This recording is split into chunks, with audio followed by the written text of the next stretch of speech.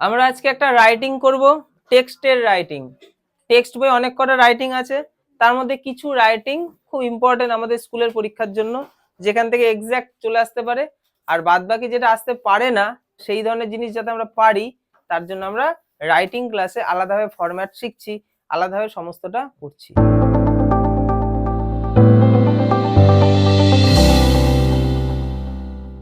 আমাদেরকে পরীক্ষায় রাইটিং এর এইরকম জিনিস কিন্তু দিতে পারে, সেটা হচ্ছে হিন্টস দিয়ে দিল, আমাদেরকে স্টোরি লিখতে হবে। তাহলে স্টোরিটা লিখতে গেলে তোমাকে ওই হিন্টস থেকেই সেন্টেন্স তৈরি করতে হবে। হিন্টস এর মধ্যে কি থাকতে পারে, একটা ভার্ব দিয়ে দিল, একটা সেন্টেন্সের অর্ধেক খণ্ড দিল, মানে ওইগুলোকে কমপ্লিট করে করে তোমাকে একটা স্টোরি বানাতে হবে। এবং তোমাকে উপরে উল্লেখ করে দেবে কতগুলো শব্দের মধ্যে, দেখো এখানে আছে 80 ওয়ার্ডস। আমি এই হিন্টসটা থেকে সুন্দরভাবে একটা বানিয়েছি। আমারটা 80 ওয়ার্ডস হয়নি, আমারটা 60 থেকে 65টা ওয়ার্ড হয়েছে। এবং এই 60 থেকে 65টা ওয়ার্ড এই হিন্টস থেকে যে কেউ বানাতে পারবে, মানে যে একদম কিছু পারে না সেও পারবে। এবং এই 60-65টা ওয়ার্ডের মধ্যে এটা যদি আমরা লিখতে পারি, যদি আমাদের 5-এ থাকে 5-এ আমরা 4 পাবোই। মানে আমি যেটা তৈরি করেছি এটা সবার জন্য, আর যারা একটু লিখতে পারে তারা এটার সাথে জাস্ট আরে একটা লাইন জুড়ে দিলেই তো সেটা 80-র কাছাকাছি চলে আসবে, এবং সেটা আমরা নিজে থেকে লিখতেই পারবো। তো আমি সুন্দরভাবে করেছি, দেখো কিভাবে জিনিসটা হবে। আমরা কিন্তু এখান থেকে হিন্টস দেখে দেখে তৈরি করবো। দেখো প্রথম হিন্টস কি আছে, টু ফ্রেন্ডস পাসিং থ্রু। প্রথমে আমাকে সবকটা হিন্টস পড়ে একটা আইডিয়া করতে হবে গল্পটা কি হতে পারে। Two friends passing through a forest, দুজন বন্ধু, থ্রু মানে কোনো কিছুর মধ্যে দিয়ে বা ভেতর দিয়ে, তাহলে জঙ্গল বা ফরেস্টের মধ্যে দিয়ে দুটো বন্ধু যাচ্ছিল। এ বিয়ার কেম অন, কেম একটা বিয়ার এসেছিল মানে ভাল্লুক এসেছিল। One friend climbed a tree, একজন গাছে উঠে পড়েছে, একজন বন্ধু ওই ভাল্লুককে দেখে। আর অ্যানাদার আরেকজন কি করেছে, সে তো গাছেই চড়তে জানে না, তাই তো, সে অসহায় ফিল করছিল। তারপর সে কি করলো, একটা ট্রিক খাটালো। কি ট্রিক খাটালো, সে সে বুঝে গেল, মানে সে জানতো যে ভাল্লুকরা মৃত ব্যক্তিকে খায় না, তো সে মরার মতো করে শুয়ে পড়লো। এই যে lay down like a dead man. দেখো এখানে কিন্তু পুরো কমপ্লিট করা নেই। তারপর দেখো বিয়ার কেম, তারপর ভাল্লুকটা আসলো নিয়ার দ্য ম্যান, মানুষটার কাছে, থট এবং ভাবলো, হি ওয়াজ ডেড, সে মরে গেছে, ওয়েন্ট অ্যাওয়ে, চলে গেল। তাহলে এখান থেকে আমি একটা গল্প বানাতে পারছি। এই গল্পটা আমাদের চেনা বলে স্যার তোমায় বলতে হবে না, সব মনে পড়ছে। কিন্তু আমি বলতে চাইছি এরকম হিন্টস অনুযায়ী বিভিন্ন গল্প থাকবে তো, যেগুলো আমাদের চেনা হবে না। তখন আমরা কি করবো, আমরা এখন ভাববো যে এটা আমরা চিনি না, কিভাবে আমরা করতে পারি। কোনো সেন্টেন্স দেখো কমপ্লিট নেই হিন্টসে, ভালো করে ফলো করো। টু ফ্রেন্ডস পাসিং, দেখো two friends passing through a forest, এখানে কোনো সাবজেক্ট ভার্বের কম্বিনেশন ঠিকঠাক নেই। তাহলে এই লাইনটা থেকে আমি কি বানাতে পারি, টু ফ্রেন্ডস, দেখো আগেও ছিল টু ফ্রেন্ডস, ছিল না? শুধু পার্থক্য কি, আমি একটা ভার্ব এনেছি। কি এনেছি, ওয়্যার। কেন ওয়্যার আনলাম, আমরা যখনই স্টোরি বানাবো মাথায় একটাই আসবে, টেন্স মানেই পাস্ট টেন্স। তাহলে স্টোরি মানেই অতীতের ঘটনা, অতীতের ঘটনা মানে পাস্ট টেন্স। আর পাস্ট টেন্স মানে কি কি ভার্ব আসতে পারে, ওয়াজ, ওয়্যার, হ্যাড, ভার্বের সেকেন্ড ফর্ম। এই জিনিসগুলো হচ্ছে পাস্ট টেন্সের সম্পদ। ঠিকঠাক ভার্ব না থাকলে ওয়াজ বা ওয়্যার এর মধ্যে কাউকে আনতে হবে, আর যদি ঠিকঠাক ভার্ব থাকে ভার্বের সেকেন্ড ফর্ম বসাবো। তাহলে প্রথম সেন্টেন্সে আমি ওয়্যার কে নিয়ে আসবো। টু ফ্রেন্ডস ওয়্যার পাসিং, মানে এটা পাস্ট কন্টিনিউয়াস, তারা যাচ্ছিল, অতীতে কন্টিনিউ করছিল। তাহলে অতীতে কন্টিনিউ হলে সেটা কি হবে, ওয়াজ ওয়্যার ভার্বের ফার্স্ট ফর্মের সাথে আইএনজি। এবার দেখো থ্রু আ ফরেস্ট, তাহলে পাসিং থ্রু আ ফরেস্ট এখানে ছিলই, পাসিং থ্রু আ ফরেস্ট, শুধু মাঝখানে একটা ওরা ভার্ব দেয়নি, আমরা ঠিক ওই ভার্বটাকে ফাইন্ড করে বসিয়ে দিচ্ছি wire.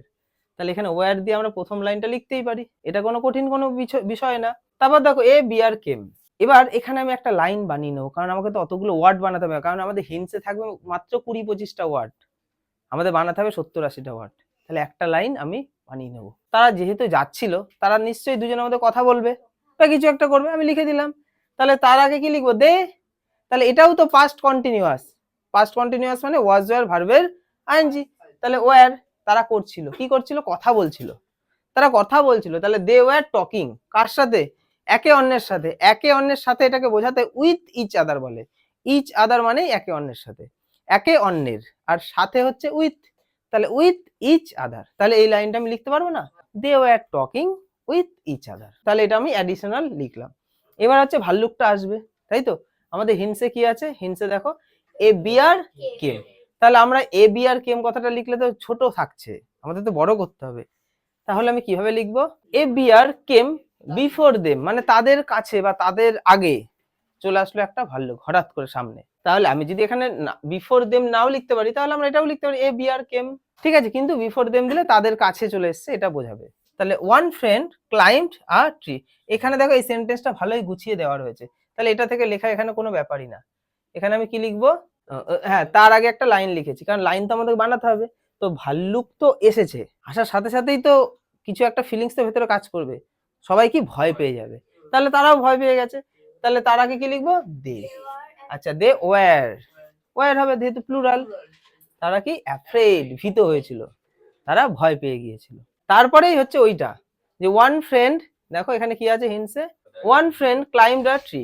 One friend climbed a tree লিখলে ছোট হয়ে যাবে, তো ওইখানটা ওইভাবে লেখা যায় যেমন আছে, আমরা নিজের মতো করে লিখতে পারি যে তারা একজন র্যান কুইকলি, যে র্যান কুইকলি জোরে দৌড়ালো, মানে ওখানে ফট করে বেরিয়ে চলে গেল, ঠিক আছে, ওকে তো বাঁচতে হবে, যেমন আমরা কিছু দেখলে ফট করে দৌড়াবো না। অ্যান্ড তারপরে climbed up a nearby tree, এই যে লাইনটা তৈরি করতে হলো, এই লাইনটা নিজেরা আমরা তৈরি করে নেবো। কিভাবে সেন্টেন্সটা তৈরি হচ্ছে, ওয়ান ফ্রেন্ড হচ্ছে সাবজেক্ট, ভার্ব বসালাম র্যান, এবার অ্যাডভার্ব বসালাম কুইকলি, খুব দ্রুত, অ্যান্ড এবং উঠে পড়লো ওই ওপরে, তাহলে ক্লাইম্বড আপ মানে ওপরে ওঠা বা চড়া, গাছে ওঠা, কাছাকাছি কোনো একটা হবে, তাহলে নিয়ার বাই ট্রি, কাছাকাছি গাছেই তো উঠবে, ওই দূরের কোনো গাছে কি উঠবে, অত দূর দৌড়াতে গেলে তো খেয়েই নেবে বাঘ বা ভাল্লুক যেই বা থাকবে। বাট কিন্তু দ্য আদার ফ্রেন্ড, কিন্তু অন্য বন্ধুটা, পরের হিন্টসে কি আছে দেখো, the other friend could not climb the tree, তো এটাও তো গঠন করাই সেন্টেন্স, তোমার এখানে হিন্টসে অনেকটা তুমি পেয়েছো, তুমি হিন্টসে পুরোটা নাও পেতে পারো, ছোট্ট একটা ইয়ে, যে আদার ফ্রেন্ড কুড নট ক্লাইম্ব এরকম টাইপের কিছুও থাকতে পারে। তাহলে এই জায়গাটা আমি কি লিখলাম দেখো, একদম হিন্টস দেখে, এই যে but the other friend could not climb the, তাহলে এটা আমি কিন্তু পুরোপুরি ওই জায়গাতে হিন্টস থেকে বসিয়ে দিলাম, কারণ এই সেন্টেন্সটা সমস্তটাই গঠন করা রয়েছে, বা এখানটা আমি বাড়াতেই পারি, যে আদার friend could not know how to climb the tree, এভাবে নিজের মতো করে লেখা যায়,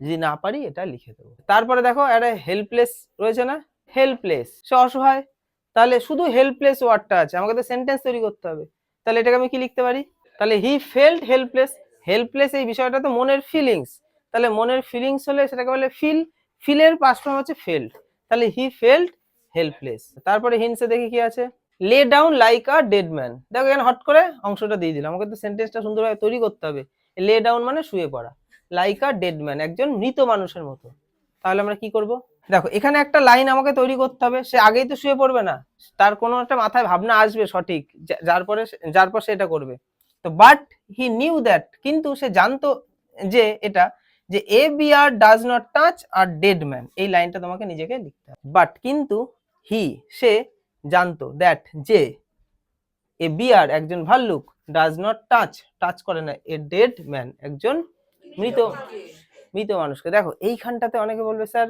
ডাজ প্রেজেন্ট টেন্সের জিনিস কেন আসলো, কারণ এটা তো প্রেজেন্ট ইনডিফিনাইট, কারণ চিরসত্য, ভাল্লুক সবসময় তো এটা করে, যে কোনো মৃত মানুষকে সে ছোঁয় না, এটা কোনো অতীতের ঘটনা না, এটা তো সারা জীবনেরই ঘটনা, তাহলে চিরসত্য হলে আমরা তখন প্রেজেন্ট ইনডিফিনাইট করবো, আর প্রেজেন্ট ইনডিফিনাইটে নেগেটিভ করতে গেলে ডু অথবা ডাজকে আনতে হয়, যেহেতু আমাদের বিআর সিঙ্গুলার তাই ডাজ আনলাম, বিআর যদি প্লুরাল হতো তাহলে ডু আনতাম।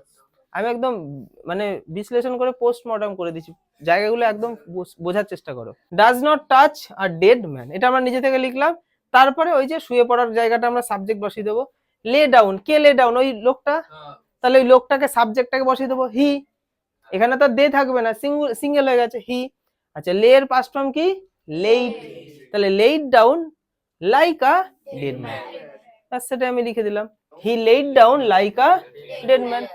আচ্ছা, তারপরে কি হবে, দ্য বিয়ার কেম নিয়ার হিম, তাহলে বিয়ার তার কাছাকাছি আসবে, যে বিয়ার কেম নিয়ার দ্য ম্যান, ঠিক আছে, এটাই আমি গুছিয়ে কিভাবে লিখলাম, বিয়ারটাকে এখানে তো বিয়ার দিয়েছে, কিন্তু আমরা বিয়ার লিখবো না, কারণ বিয়ারটা তো নির্দিষ্ট বিয়ার হয়ে গেছে, ওই ভাল্লুকটার কথা বলা হচ্ছে, যে কোনো ভাল্লুক নয়, তাই আমরা বিয়ারের আগে কি আনবো, দা, তাহলে দ্য বিয়ার কেম নিয়ার হিম, তার কাছে চলে আসলো, অ্যান্ড এবং, তারপর সে ভাববে, তাই তো।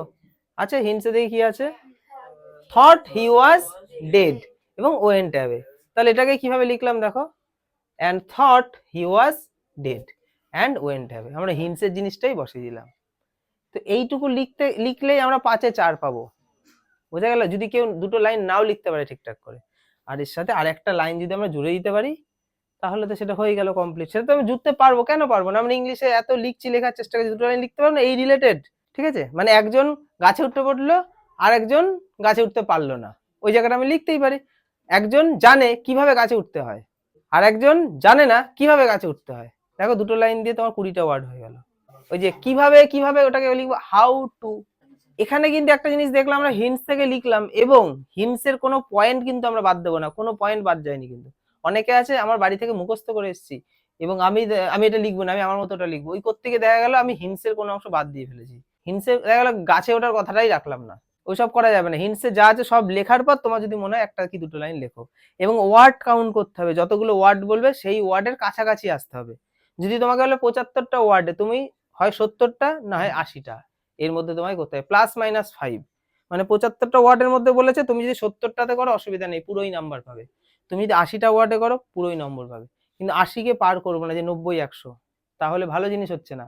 বেশিতে লিখলে তোমাকে বেশি নম্বর দেবে না, আবার দেখা গেলো 50-60, তাহলেও ভালো জিনিস হচ্ছে না। 50-60 হলে একটু নাম্বার কমে যাবে, আর অনেক বেশি হলেও নাম্বার কমে যাবে। এক্সাক্ট হচ্ছে +-5। স্যার ওয়ার্ড কি করে কাউন্ট করবো, কি করে কাউন্ট করতে হয় দেখো, 1 2 3 4 5 6 7 8, আমি আর্টিকেলটাকে ধরলাম না যেহেতু ছোট্ট, তাহলে কটা পেলাম, 8টা। কটা লাইন আছে, 1 2 3 4 5 6 7, তার মানে 7 8 56। 56টাই বলেছি তো, তার মানে এটা 60-এ হয়ে গেছে। তুমি যা করবে তার সাথে দেখবে আরো 3-4টে ওয়ার্ড বেশি, যেটা তুমি আর কি ধরোনি। যেমন এই লাইনটায় 8টা ওয়ার্ড না, কিন্তু তার বেশি, দেখো 1 2 3 4 5 6 7 8 9 10, আবার আর্টিকেল গুলোকেও তো একটা ওয়ার্ডের মধ্যে ধরা যেতে পারে।